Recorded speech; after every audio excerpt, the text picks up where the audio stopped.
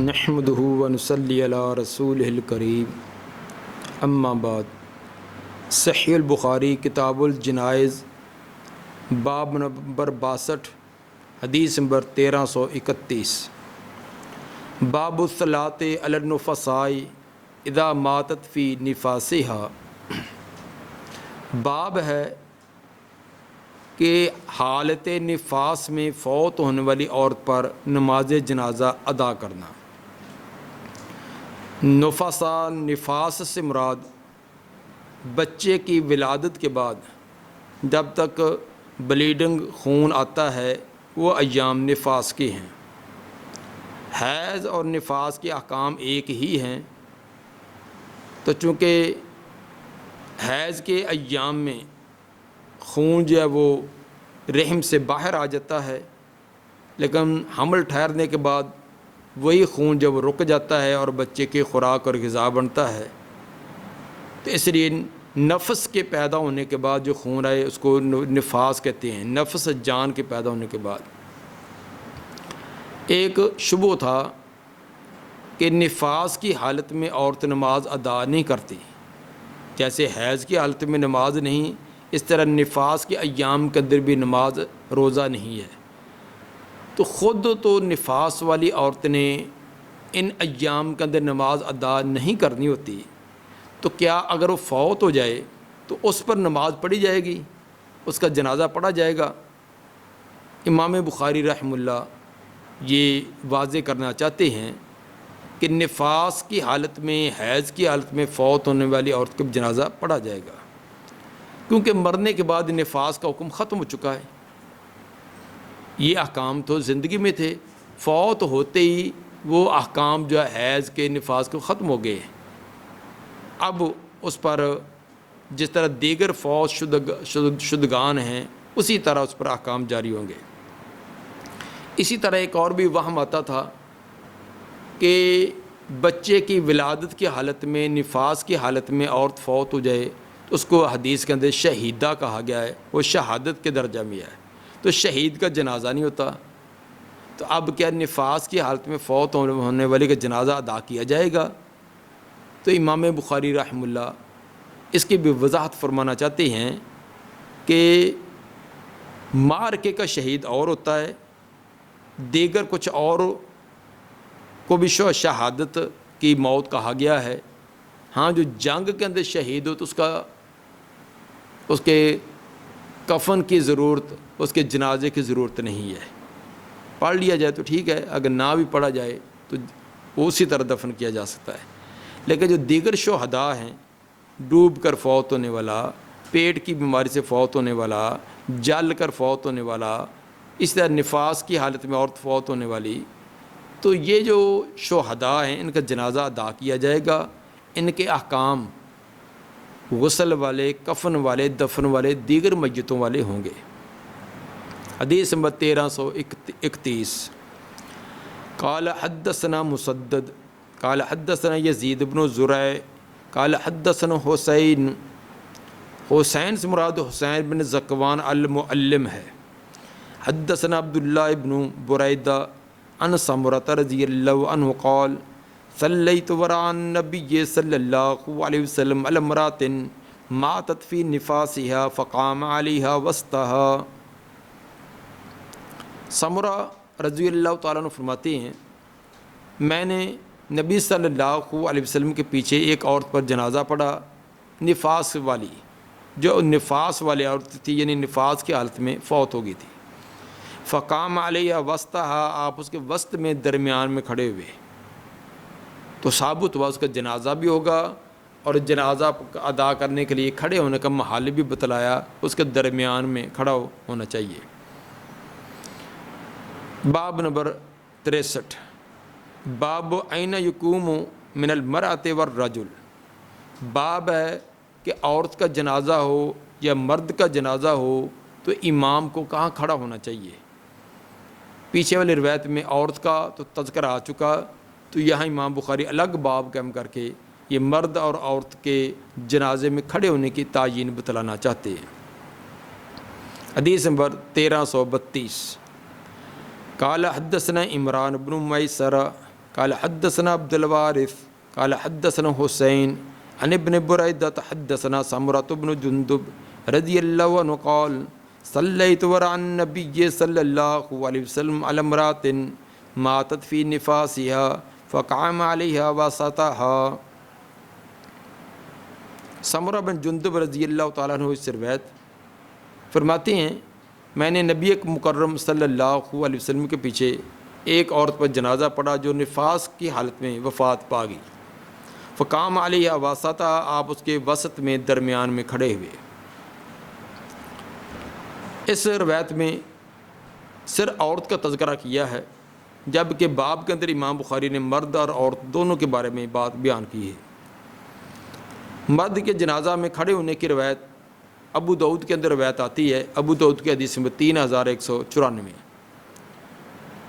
اس کے اندر مرد کے سر کے برابر کھڑے ہونے کا تذکرہ ہے، چونکہ وہ امام بخاری رحمہ اللہ کی شرط کے مطابق نہیں تھی، اگرچہ سند کے اعتبار سے وہ صحیح ہے، تو امام بخاری رحمہ اللہ کی شرطیں بہت سخت ہیں، ان سخت شرطوں کے مطابق نہ تھی، اس لیے درج تو نہیں کی، لیکن مسئلے کا استنباط اس سے کر دیا ہے۔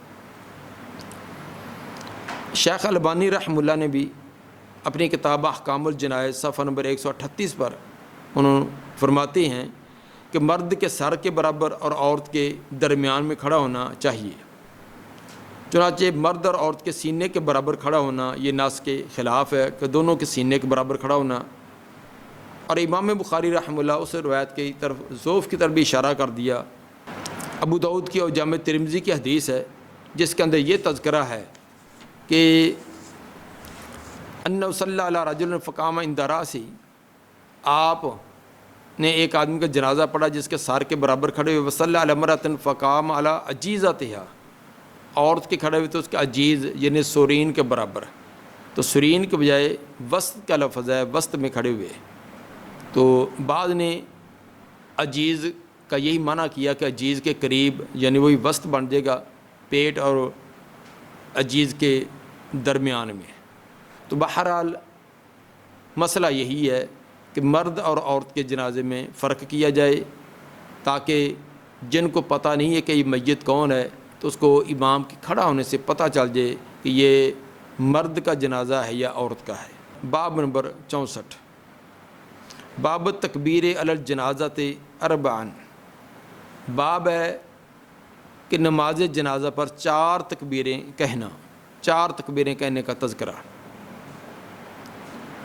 جنازے میں عام طور پر 4 تکبیریں ہی مسنون ہیں، کہی جاتی ہیں، اگرچہ ان کے اندر 5 اور 6 کا تکبیروں کا بھی تذکرہ آتا ہے، جیسا صحیح مسلم کی حدیث نمبر 957 میں حضرت زید بن ارقم رضی اللہ تعالیٰ عنہ کا تذکرہ ہے کہ انہ یکبر خمسا، وہ 5 تکبیریں کہتے تھے، اور انہوں نے یہ نبی صلی اللہ علیہ وسلم سے یہ بات بیان کی ہے۔ اسی طرح عبداللہ بن مسعود رضی اللہ تعالیٰ عنہ کا سے تذکرہ ہے کہ انہ صلی علی جنازۃ رجل من بنی اسد فکبر خمسا، بنو اسد قبیلے کا ایک آدمی فوت ہو گیا تو عبداللہ بن مسعود رضی اللہ تعالیٰ نے جنازہ پڑھایا تو ان کی 5 تکبیریں انہوں نے بھی کہی تھی۔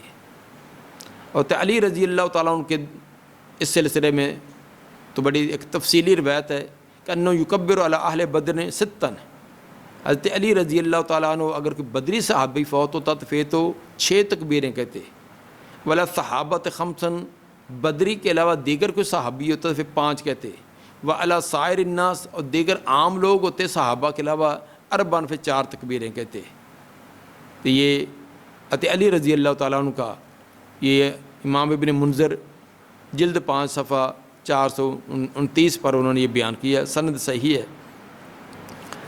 اگر 4 سے زائد تکبیریں ہوں گی تو زائد تکبیروں کے اندر بھی دعائیں ہوں گی۔ پورا طریقہ تو جنازے کا وہی ہے کہ پہلی تکبیر کے بعد سورہ فاتحہ ہے، سورہ فاتحہ کے بعد دوسری کے بعد درود ابراہیمی ہے، اور تیسری تکبیر کے بعد دعائیں ہیں، اور چوتھی کے بعد سلام ہے۔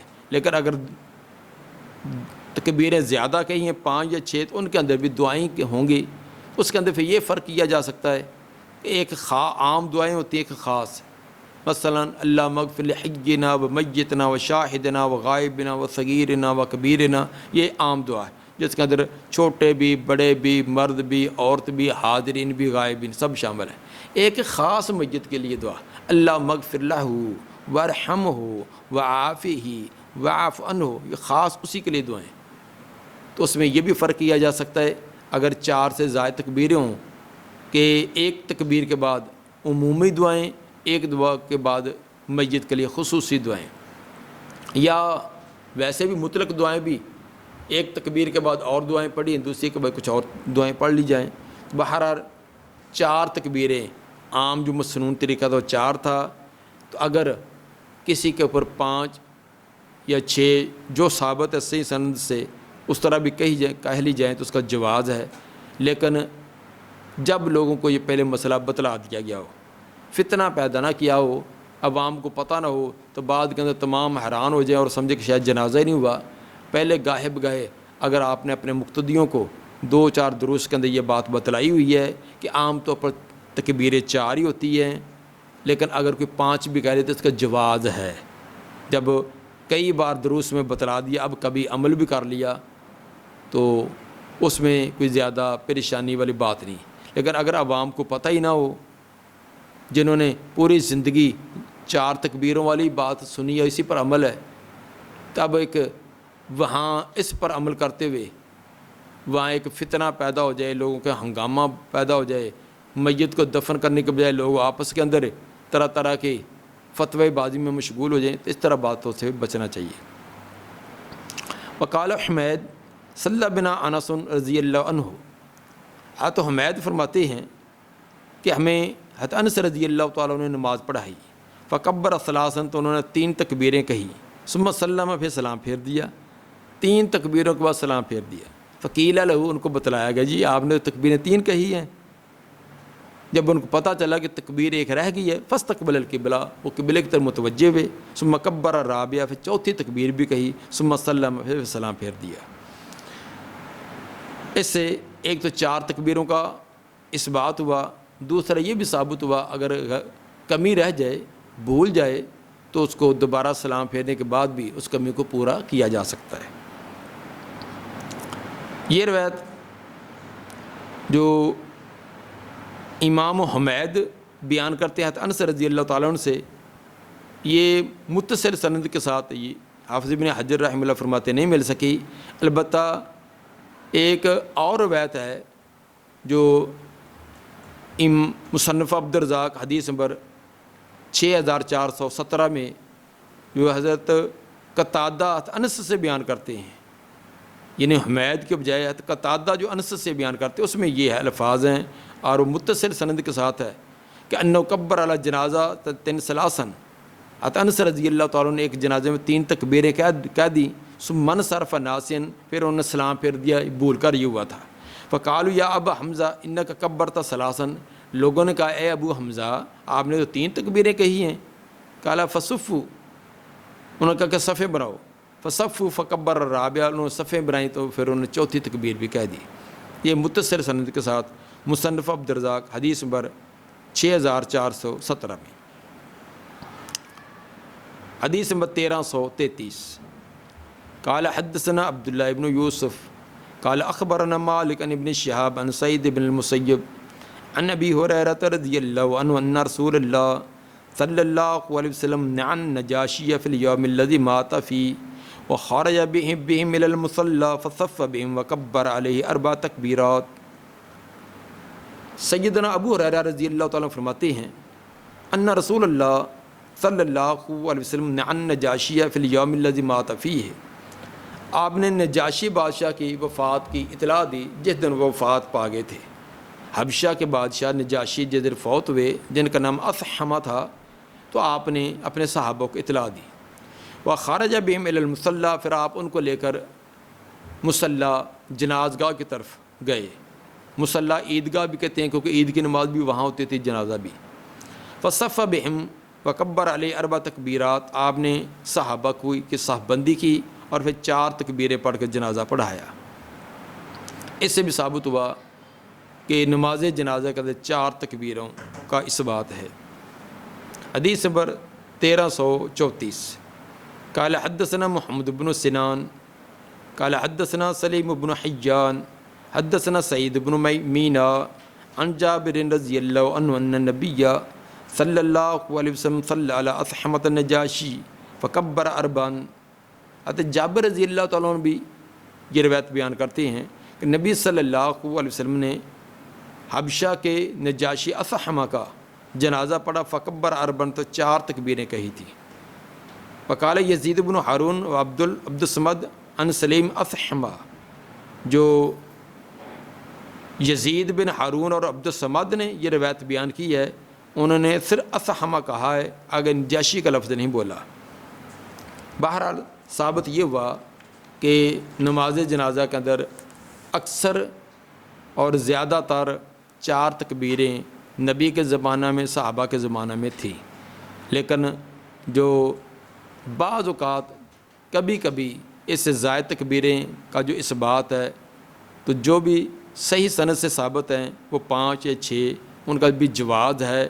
اس کے بارے میں یہ فتویٰ دینا کہ وہ جائز نہیں ہے یا کر لینے پر کوئی اور حکم لگانا یہ درست نہیں ہے.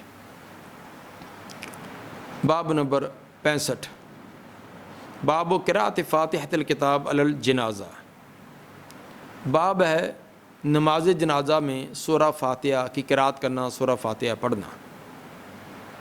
وقال الحسن یقرأ علی الطفل بفاتحۃ الکتاب. حسن بصری رحمہ اللہ فرماتے ہیں کہ امام جو ہے وہ قراءت کرے بچے پر فاتحۃ الکتاب, یا کیا کرتا تھا امام بچے کے جنازے پر فاتحۃ الکتاب پڑھتا. وَيَقْرَأُ اللَّهُمَّ اجْعَلْهُ لَنَا فَرَاطًا وَسَلَفًا وَأَجْرًا, اور ساتھ یہ دعا پڑھتا اے اللہ بنا دے اس بچے کا ہمارے لیے فراطن فرت میرے کارواں, آگے آگے جانے والا, قافلے سے جو آگے آگے جا کر انتظام اور اہتمام کرے, یہ ہمارے لیے یہ امیر کارواں بنا کہ ہم بعد میں آئیں اور ہمارے پہلے جا کر انتظامات کرنا ہے. وَسَلَفًا, اور یہ ہمارے لیے اچھا سلف بنا, ہم سے پہلے جانے کے لیے ہمارے یہ رہنمائی کا یا ہماری کامیابی کا ذریعہ بنے. وَأَجْرًا, اور اجر کا ذریعہ بنا. یعنی چھوٹے بچے پر دوسری دعائیں اللہ مغفر لہ ورحمہ وعافی واعف عنہ کے بجائے اس پر یہ دعا پڑھی جائے اللہم اجعلہ لنا فرطًا وسلفًا واجرا. تو باقی سورہ فاتحہ درود وہ تو اسی طرح ہے ہی ہے کہ پہلی تکبیر کے بعد سورہ فاتحہ ہے, دوسری کے بعد درود ابراہیمی, اس کے بعد یہ دعائیں. یہ عطا حسن رضی اللہ تعالیٰ کا یہ تفصیل کے ساتھ یہ روایت کہ انہوں نے یہ جنازہ اس طرح پڑھا, اور یہ روایت انہوں نے پھر ابو ہریرہ رضی اللہ تعالیٰ عنہ سے بھی آگے بیان کی ہے, جس کے اندر اس کی تفصیل بھی ہے. تو جس طرح آگے روایت کے اندر مزید وضاحت آ رہی ہے. حدیث نمبر 1335 قال حدثنا محمد بن بشار قال حدثنا غندر قال حدثنا شعبہ عن سعد عن طلحہ قال صلیت خلف ابن عباس رضی اللہ عنہما. حضرت طلحہ فرماتے ہیں کہ میں نے ابن عباس رضی اللہ عنہما کے پیچھے نماز پڑھی. آگے امام بخاری ایک دوسری سند کے ساتھ مزید اس روایت کو دوسری سند کے ساتھ تقویت دے کر بیان کرنا چاہتے ہیں. دوسری سند حدثنا محمد بن کثیر اخبرنا سفیان عن سعد بن ابراہیم, یعنی سعد بن ابراہیم پر یہ سند جمع ہو رہی ہے. ایک تو پیچھے والی روایت میں صرف سعد تھا, یا وضاحت کر دی کہ سعد سے مراد سعد بن ابراہیم ہے. اوپر والی سند کے اندر ان طلحہ اکیلے طلحہ کا تذکرہ تھا, ان کی وضاحت نہ تھی. اس سند کے اندر طلحہ بن عبداللہ بن عوف وضاحت بھی ہوگی کہ طلحہ بن عبداللہ بن عوف مراد ہے. آگے متن اسی طرح قال صلیت خلف ابن عباس رضی اللہ عنہما علی جنازہ. حضرت طلحہ فرماتی ہیں میں نے ابن عباس رضی اللہ عنہما کے پیچھے ایک جنازہ پڑھا. فقارا بفاتحۃ الکتاب, انہوں نے فاتحۃ الکتاب پڑھی, سورہ فاتحہ پڑھی. قال لتعلم انا سنہ, انہوں نے فرمایا کہ میں نے یہ اس لیے پڑھنے سے اونچی آواز سے, یہ میں نے اس لیے پڑھی تاکہ تم جان لو کہ یہ سنت ہے. ویسے تو پڑھنا ہی پڑھنا تھا, کیونکہ سورہ فاتحہ کے بغیر تو کوئی نماز بھی نہیں ہے, خواہ وہ جنازہ ہے, خواہ وہ فرض ہے, نفل ہے, وہ جمعہ ہے, عیدین ہے, کوئی بھی ہے. تو ابن عباس رضی اللہ عنہ کا مطلب یہ تھا کہ میں نے اونچی آواز سے سورہ فاتحہ کو اونچی آواز سے اس لیے پڑھا کہ تاکہ تمہیں پتہ چل جائے کہ یہ سنت ہے، مسنون ہے۔ اس سے دو باتیں ثابت ہوئی، ایک تو سورہ فاتحہ کا پڑھنا، دوسرا اونچی آواز سے بھی پڑھنا۔ اگرچہ جنازہ سری طور پر ایسا پڑھنا بھی ثابت ہے، لیکن جہری آواز میں، اونچی آواز میں پڑھنا یہ بھی ثابت ہے، جس طرح کہ یہ صحابی ابن عباس رضی اللہ تعالیٰ عنہ فرماتے کہ یہ سنت ہے۔ صحابی جب سنت کا لفظ بولے تو نبی صلی اللہ علیہ وسلم کی سنت اور طریقہ ہی مراد ہوتا ہے۔ اور اس طرح ایک اور صحابی بھی فرماتے ہیں کہ آپ نے ایک فوت ہونے والے پر جنازہ پڑھا اور ایسی ایسی آپ نے دعائیں پڑھی کہ میں نے دل میں تمنا کی کہ کاش کہ یہ میت میری ہوتی اور میرے اوپر یہ دعائیں پڑھی جاتی۔ تو صاف ظاہر کہ یہ آپ نے اونچی آواز سے پڑھی تھی، تبھی پیچھے والے صحابہ یہ تمنائیں اور ارمان کرنے لگے۔ مصنف عبدالرزاق کی حدیث نمبر 6428 میں، سنن نسائی کی حدیث نمبر 1989 میں ابو امامہ بن سہل بن حنیف رضی اللہ تعالیٰ فرماتے ہیں السنت فی الصلاۃ علی الجنازہ ان یکبرہ، کہ مسنون نماز جنازہ یہ ہے کہ آدمی سب سے پہلے تکبیر کہے، ثم یقرأ بأم القرآن، پھر سورہ فاتحہ پڑھے، ثم یصلی علی النبی صلی اللہ علیہ وسلم، پھر نبی صلی اللہ علیہ وسلم پر درود شریف پڑھے، ثم یخلص الدعاء للمیت، پھر میت کے لیے خالص دعا کرے، ولا یقرأ الا فی الاولی، اور نہ قرات کرے مگر پہلی تکبیر کے بعد ہی، پہلی تکبیر کے بعد قرات کرے، دوسری تیسری تکبیر کے بعد قرات نہ کرے، دوسری کے بعد درود، تیسری کے بعد دعائیں ہیں۔ یہ صحیح سند کے ساتھ مصنف عبدالرزاق سنن نسائی کی روایت ہے، جس کے اندر صحابی رسول ابو امامہ بن سہل بن حنیف رضی اللہ تعالیٰ عنہ نے مسنون طریقہ جنازے کا بیان کیا ہے۔ باب الصلاۃ علی القبر بعد ما یدفن، باب ہے کہ دفن کر دیے جانے کے بعد قبر کے اوپر نماز جنازہ ادا کرنا۔ دفن کر دیا گیا ہے، کوئی آدمی جنازے میں شرکت نہیں کر سکا، بعد میں پہنچا ہے تو وہ قبر کے اوپر بھی جنازہ ادا کیا جا سکتا ہے۔ حدیث نمبر 1336 قال حدثنا حجاج بن منہال قال حدثنا شعبہ قال حدثنا سلیمان الشیبانی قال سمعت النبی صلی اللہ علیہ وسلم قال اخبرنی من مر مع النبی صلی اللہ علیہ وسلم علی قبر منبوذ، میں نے امام شعبی سے سنا، وہ کہتے تھے مجھے اس نے خبر دی ہے جو نبی صلی اللہ علیہ وسلم کے ساتھ پاس سے گزرا تھا، ایک الگ تھلگ قبر کے ساتھ۔ نبی صلی اللہ علیہ وسلم ایک الگ قبر تھی، تازہ بنی تھی، وہاں تھے، تو جو وہاں سے گزرا تھا، جو عینی شاہد ہے اس واقعے کا مجھے اس نے بتلایا۔ فَأَمَّهُمْ وَصَلَّوْا خَلْفَهُ، آپ نے ان کی امامت کرائی اور لوگوں نے پیچھے نماز ادا کی۔ قُلْتُ مَنْ حَدَّثَكَ يَا أَبَا عَمْرٍ، میں نے کہا اے ابو عمر آپ کو یہ کس نے بیان کیا ہے؟ آپ نے کہتے ہیں کہ مجھے ایک آدمی نے، وہ آدمی کون تھا؟ ابو عمر یہ امام شعبی کی کنیت ہے۔ قال ابن عباس رضی اللہ عنہ، نے کہا کہ وہ ابن عباس تھے، جس نے یہ مجھے بیان کی نا وہ ابن عباس رضی اللہ عنہ تھے۔ ثابت ہوا کہ قبر کے اوپر جنازہ پڑھنا اس کا بھی جواز ہے، یہ بھی ثابت ہے۔ حدیث نمبر 1337 قال حدثنا محمد بن الفضل قال حدثنا حماد بن زید عن ثابت عن ابی رافع عن ابی ہریرہ رضی اللہ عنہ ان اسود رجلا او امرأۃ، سیدنا ابو ہریرہ رضی اللہ تعالیٰ عنہ فرماتے ہیں ایک سیاہ رنگ کا مرد تھا یا عورت تھی، کانت یقم المسجد، جو مسجد کی صفائی کیا کرتی تھی۔ زیادہ روایات میں عورت کا تذکرہ ہے کہ ایک سیاہ رنگ کی عورتی، سیاہ فام عورتی جو مسجد نبی کی جھاڑو دیتی، صفائی وغیرہ کرتی، فمات و فوت ہوگی۔ ولم یعلم النبی صلی اللہ علیہ وسلم بموت ہی، اور نہ پتہ چلا نبی صلی اللہ علیہ وسلم کو اس کی موت کا، آپ کو اس کی خبر نہ ہوئی، کیونکہ آپ عالم الغیب نہیں تھے۔ تو چونکہ رات کو فوت ہوئی تھی، صحابہ کرام نے یہ سمجھا کہ آپ کو کیا اذیت دینی ہے، کیا تکلیف دینی ہے، ہم خود ہی دفنا دیتے ہیں، تو انہوں نے دفنا دیا۔ فذکر ذات یومن، ایک دن آپ نے اس کا تذکرہ کیا کہ وہ مرد یا عورت وہ نظر نہیں آتی، پہلے وہ جھاڑو دیا کرتی تھی نظر آتی تھی، اب کئی دن سے نظر نہیں آ رہی۔ فقال ما فعل ذلك الانسان، آپ نے پوچھا کہ اس انسان کو کیا ہو گیا ہے؟ کوئی بیمار ہے، کوئی اور مسئلہ ہے، کئی دن سے نظر نہیں آ رہے. قالوا مات یا رسول اللہ، صاحب نے کہ اللہ کے رسول، تو فوت ہو گئے ہیں، ہم نے دفن کفن بھی کر دیا. قال افلا آذنتمونی، آپ نے فرمایا کہ مجھے اطلاع کیوں نہ دی، جب وہ فوت ہو گئے تو مجھے اطلاع کیوں نہیں دی. فقالوا انہ کان قضا و قضا قصتہ، انہوں نے کہ اللہ کے رسول اس کا تو معاملہ ایسے ایسے تھا، ایسے ایسے، یعنی رات کے وقت فوت ہوئی تو ہم نے اس کے تیاری کر کے ہم نے کہا کہ اب آپ کو تکلیف کیا دینی ہے، رات کا اندھیرا ہے، تو ہم نے خود ہی جنازہ پڑھا کر دفن کر دیا. کالا فحاکروا شانہ، راوی فرماتے کہ گویا کہ لوگوں نے اس کا معاملہ، دیگر صحابہ نے اس کا معاملہ معمولی جانا کہ یہ عامی سی عورتیں بیچاری، تو چلو اگر نبی کو نہ بھی اطلاع دی جائے تو خیر ہے، انہوں نے اس کو معمولی سمجھا. کالا فدلونی علی قبری، آپ نے کہا چلو مجھے اس کی قبر دکھلاؤ، بتلاؤ اس کی قبر کون سی ہے.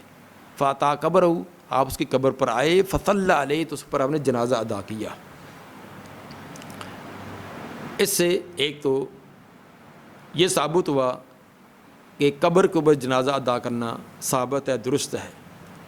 یہ بھی ثابت ہوا کہ مسجد کی صفائی اور ستھرائی اور خیال کرنا کتنا عظیم کام ہے. آپ نے اسپیشل اس کی قبر پر گئے، جنازہ ادا کیا.